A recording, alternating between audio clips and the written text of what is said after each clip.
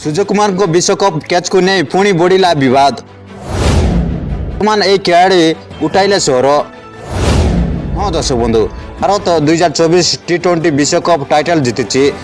दक्षिण आफ्रिका विपक्ष में खेल फाइनाल सूर्य कुमार यादव एक चमत्कार कैच नहीं पूरा खेल को बधाई देते। मैच शेष ओवर सूर्य कुमार आफ्रिकार तारका बैट्समैन डेविड मिलर को कैच धरी जितेबले आफ्रिका जीतवाई गोटे ओवर मात्र 14 रन आवश्यक करथिला। कैच उपर अनेक विवाद देखा देथिला। वर्तमान दक्षिण आफ्रिकार तारका ए कैच उपर स्वर उत्तोलन कर एक नूतन विवाद सृष्टि करछन्ती। वास्तव में आफ्रिकार तारका spinner Tabrez Shamsi social media माध्यम सूर्य को कैच विषय कहते। ए वीडियो शेयर करने बेले शामसी लिखिं जे जदि से विश्वकप फाइनाल रे कैच जांच करने यही पद्धति व्यवहार करते बोधहुए यह नोट आउट दि जाता। शामसी शेयर कर वीडियो रे किछि लोक स्थानीय क्रिकेट मैच खेलुवा नजर आसछन्ती। एक मैच रे सीमारेखा उपर एक कैच निया पर यह विभिन्न उपाय माप करा जाए।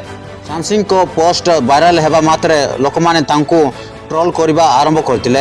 यह पर आफ्रिका तारका स्पष्ट करी कहिथिले जे यह केवल तोटा थिला।